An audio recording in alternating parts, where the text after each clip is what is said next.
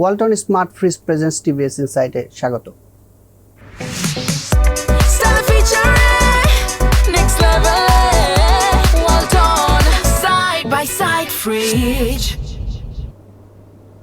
সঙ্গে আছি আমি আনিসুর রহমান।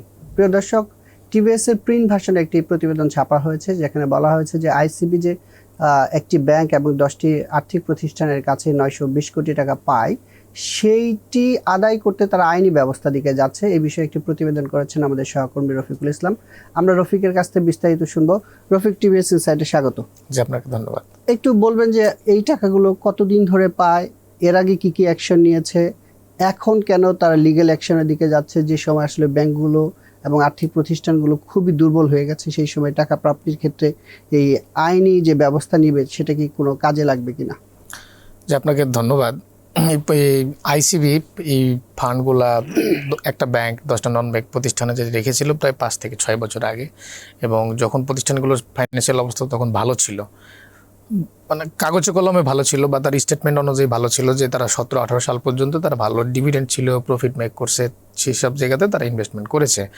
এবং আইসিবি যে টাকাটা ইনভেস্টমেন্ট করেছে সেই টাকাটার বড়টা অংশ তারা হলো একটা ব্যাংক থেকে নিয়ে এসে তারা হলো সেই জায়গাতে এফডিআর করেছিল। যদিও তাদের ইনভেস্টমেন্টের ম্যান্ডেট ছিল ক্যাপিটাল মার্কেট ইনভেস্ট করা, কিন্তু উচ্চ মুনাফার আশায় তারা এই নন ব্যাংক ফাইন্যান্সিয়াল প্রতিষ্ঠানগুলোতে তারা এফডিআর রেখেছিল। এবং 2019 সালের শেষ দিক থেকে এই প্রতিষ্ঠানগুলোর যখন প্রকৃত চিত্র, তার আগের যে ফাইন্যান্সিয়াল স্টেটমেন্ট ছিল সেই জিনিসগুলো নকল মনে হয়েছে বা ভুল ছিল, দুর্বলতা ধরা পড়া শুরু করে, তখন থেকে তারা আইসিবিকে ইন্টারেস্ট এবং তার ম্যাচুরিটির পরেও তার টাকাগুলো ফেরত দেওয়া বন্ধ করে দেয়।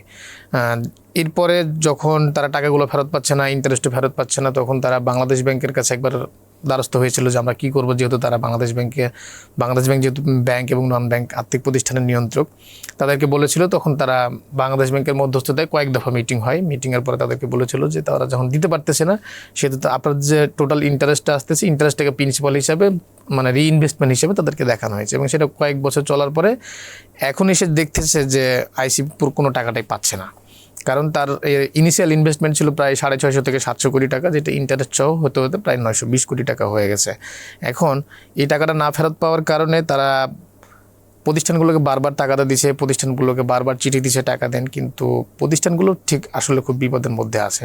কারণ প্রতিষ্ঠানগুলোর যে লোনের যে পোর্টফোলিও, তার আমরা কয়েকটা প্রতিষ্ঠানে দেখেছি, তার যে টোটাল লোন ডিসবার্সমেন্টের যে চিত্র, সেখানে প্রায় 98%, 97% পর্যন্ত ক্লাসিফাইড। তারাও যে লেন্ডিং করেছে সেই লেন্ডিংয়ের টাকাটা তারাও পাচ্ছে না, কাজে তারাও বিপদের মধ্যে, আইসিবিকে টাকা দিতে পারছে না। কিন্তু আইসিবি যেহেতু একটা রাষ্ট্রীয় প্রতিষ্ঠান, এটা সরকারি টাকায় চলে, এবং তার যে ফান্ড, তার যে পোর্টফোলিও, সে সবগুলোই হলো বিভিন্ন ব্যাংক থেকে নিয়ে আসা, যেটা ক্যাপিটাল মার্কেট ইনভেস্টমেন্টের জন্য। কিন্তু এখন এই যে টাকাটা তারা ইনভেস্টমেন্টটা করেছিল তারা নিজেরা পাচ্ছে না, পাশাপাশি তারা যাদের কাছ থেকে লেন্ডিং করে তাদের কাছ থেকে টাকা নিয়ে এসেছিল তাদেরকে আইসিবি দিতে পারতেছে না। এই সিচুয়েশনে আইসিবির জন্য একটা বড় ধরনের ক্ষতির একটা কারণ হচ্ছে এই এনবিএফআইয়ের যে টাকাগুলো না পাওয়া। এখন এই সিচুয়েশনে তারা উদ্ধারের জন্য একটা মামলার দিকে যাচ্ছে। এবং আপনি যে প্রশ্নটা বলছিলেন যে আসলে তাদেরকে তো মার্চ করে দেওয়া বা তাদের মার্জার একটা আলোচনাও চলছে, এই সময় আসলে আইনি উদ্যোগ কতটা কাজে দিবে, এটাও একটা প্রশ্ন। বাট আসলে টাকা আমি যে ইনভেস্টমেন্ট করেছি না পাওয়ার যে পাচ্ছি না, আমি বছরের পর বছর চেষ্টা করেছি, টাকা পাচ্ছি না, কিন্তু আমার তো একটা ইনভেস্টমেন্ট, এই টাকাটা আমি একটা প্রতিষ্ঠান থেকে নিয়ে এসে আমি লায়াবিলিটিস হিসেবে আমার রয়ে গেছে, টাকাটা তো আমাকে ফেরত দিতে হবে।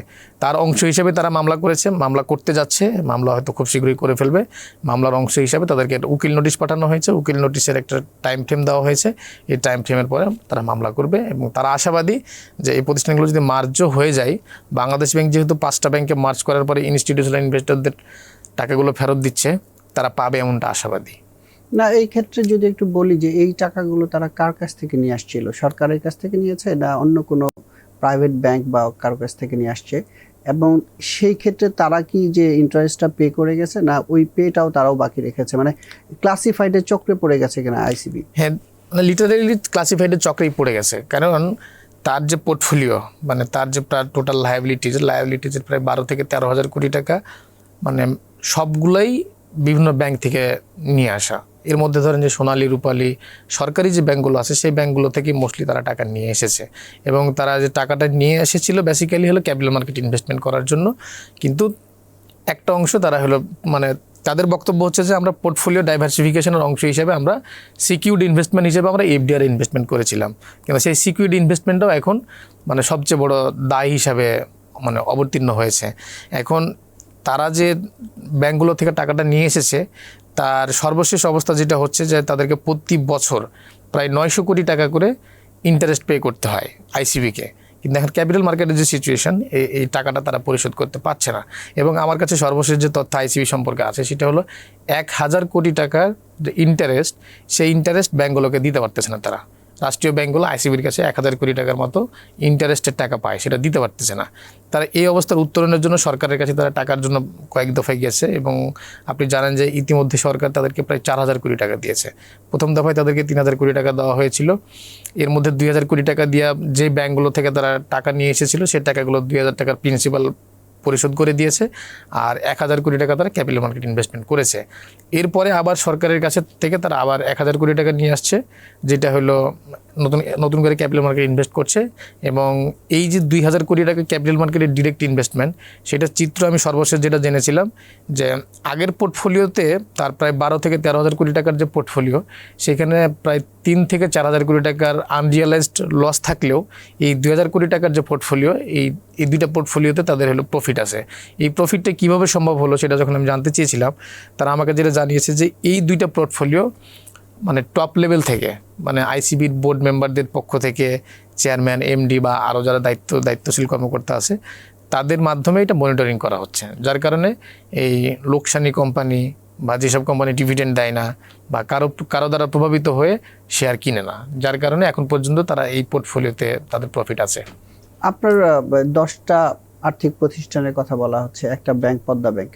এই ব্যাংকগুলো ব্যাংকের জায়গায় একটু বলবেন, সাথে আর্থিক প্রতিষ্ঠান 10টার মধ্যে যেগুলো দুর্বল হিসেবে চিহ্নিত হয়েছে মার্জ হওয়ার পরিকল্পনার মধ্যে, এই 10টাই কি রয়েছে না কোনোটার বাইরে আছে, কোনোটা দুর্বলতার বাইরে আছে কিনা? না, এই 10টাই আছে। এবং হলো পদ্মা ব্যাংক, যেটা আপনি জানেন যে Padma bank private sector bank, এই পদ্মা ব্যাংক যখন মানে একদম কোলাপস করে তখন সরকারি ব্যাংক এবং আইসিবিও কিন্তু মূলধন দিয়ে তাকে কিন্তু জাগ্রত করেছে। এবং তার যদি আমরা শেয়ার হোল্ডিং স্ট্যাটাসের দিকেও বলি, আইসিবিরই কিন্তু শেয়ার আছে, পদ্মা ব্যাংকের ক্ষেত্রে স্টেক আছে যখন তারা ইকুইটি ইনভেস্টমেন্ট করছে। এবং যেই 10টা এনবিএফআই আছে, এই 10টার 9টাই সম্ভবত আমার তথ্য যদি ভুল না হয়, 9টাই হলো এই মার্জারের তালিকায় আছে। বাংলাদেশ ব্যাংক যদি এগুলোকে মার্জ করে ফেলে তাহলে এইটা একটা বড় একটা অনিশ্চয়তা তৈরি হবে আইসিবির জন্য।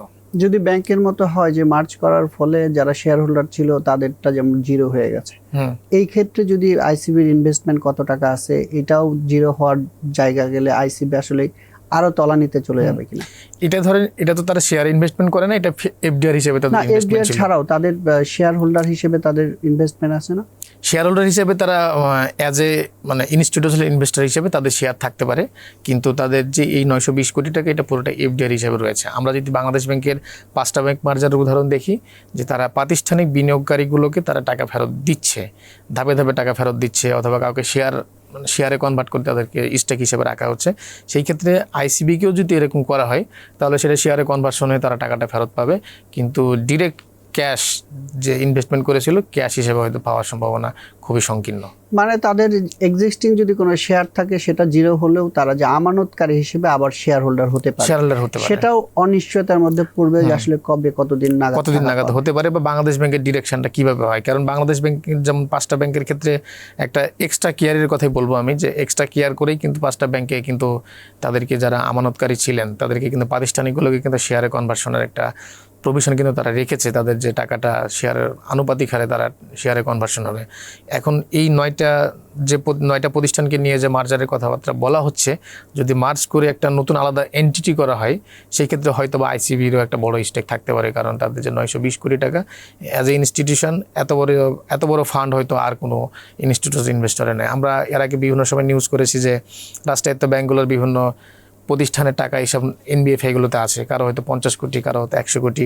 আমার সর্বশেষ মনে পড়ে যে এসএমই ফাউন্ডেশনেরও একটা ছোট প্রতিষ্ঠান সরকারের কাছ থেকে টাকা নিয়ে তারা চলে, কিন্তু তাদেরও প্রায় 50 কোটি টাকার একটা ফান্ড ইন্টারন্যাশনাল লিজিকে আটকে গেছে। এরকম সরকারেরই বিভিন্ন বড় বড় মন্ত্রণালয় বা বিভিন্ন কর্পোরেশনের টাকা কিন্তু এসবগুলোতে আটকে গেছে, কিন্তু আইসিবির টাকাটাই সবচেয়ে বড় এবং সবচেয়ে বেশি।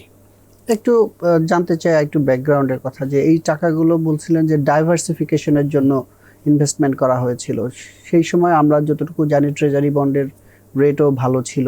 মানে এগুলো বাদ দিয়ে, শক্তিশালী ব্যাংক বাদ দিয়ে দুর্বল ব্যাংকে যাওয়া পেছনে কি ছিল, আর এই সব ইনভেস্টমেন্টে যারা দায়িত্বে ছিলেন তাদের বিরুদ্ধে আইসিবি কোনো ব্যবস্থা নিচ্ছে কিনা?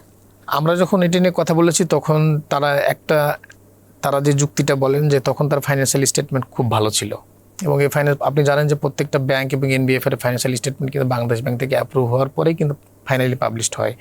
তারা কিন্তু বাংলাদেশ ব্যাংকের দেখানো ফাইন্যান্সিয়াল স্টেটমেন্টের উপর বেস করেই কিন্তু তাদেরকে টাকাটা দিয়েছে, এবং তারা তখন দেখেছিল তারা রেগুলার প্রফিট করে, তার কাছে টাকা দিলে ইন্টারেস্ট এবং রিটার্নটা ভালো পাবে, সেই হিসাব করেই তারা কিন্তু ইনভেস্টমেন্ট করেছে।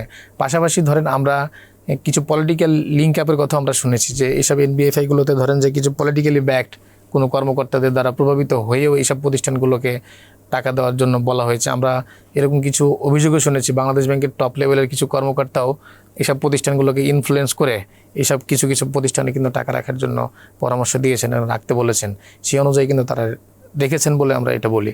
এবং ট্রেজারি বিলটার ক্ষেত্রে ধরেন আমি 17-18 সালের দিকেও যদি বলি, ট্রেজারি বিলটা এখন যতটা জনপ্রিয় ঠিক তখন অতটা খুব বেশি ছিল না। ইন্টারেস্টের হার হয়তো মানে প্লাস মাইনাস কাছাকাছি ছিল, কিন্তু এইখানে আমি ধরেন যে 15-16% পাচ্ছি, ওখানে আমি ট্রেজারি বিলটা হয়তো 10 বা 11 বা 12% পর্যন্ত ছিল। সেক্ষেত্রে একটা হায়ার রিটার্নটাই তারা চিন্তা করেছে, এবং তারা এই যুক্তিটাই বলেন যে আমরা বাড়তি রিটার্নের আশায় করেছি। এবং আমি যেটা বলছিলাম যে তারা যে টাকাটা নিয়ে এসেছে, ইনভেস্টমেন্টটা যে করেছে, এই ফান্ডটা কিন্তু মোস্টলি তারা ব্যাংক থেকে পেয়েছে। ব্যাংক থেকে ধরেন আমরা ওই সময় আমরা তাদের কাছ থেকে যে আমরা খোঁজ নিয়েছি, সেখানে তারা ব্যাংক থেকে সর্বসাকুল্য হয়তো 8.5 বা 9%-এর মধ্যে তারা সেই ফান্ডগুলো পেয়েছে, এবং সে যদি এর চেয়ে 4 থেকে 5% বেটার রিটার্ন এসে পায় কোথাও, সেক্ষেত্রে সেখানে ইনভেস্ট করবে, সেই জন্যই তারা সেই ইনভেস্টমেন্টটা করেছে। পাশাপাশি ওই সময় ক্যাপিটাল মার্কেটের সিচুয়েশনটাও খুব একটা ডিপ্রেস সিচুয়েশনে ছিল। তারা মনে করেছে যে ক্যাপিটাল মার্কেটের মুভমেন্টে কখন হবে বা কখন ক্যাপিটাল গেইনটা কেমন হবে, সেটার চেয়ে তারা হলো ফিক্সড ইনকামের যে রিটার্নটা সেটার জন্য বেশি মনোযোগী ছিল। আপনাকে অসংখ্য ধন্যবাদ টিভিএস ইনসাইডে যুক্ত হওয়ার জন্য। আপনাকে ধন্যবাদ। প্রিয় দর্শক, আমরা আমাদের সহকর্মী রফিকুল ইসলামের কাছ থেকে শুনছিলাম যে আসলে এই আইসিবির টাকাগুলো কিভাবে বিভিন্ন ব্যাংকে ডিপোজিট হয়েছে এবং কিভাবে আটকা পড়েছে। টিভিএস ইনসাইডের পরবর্তী পর্ব দেখার আমন্ত্রণ রইল।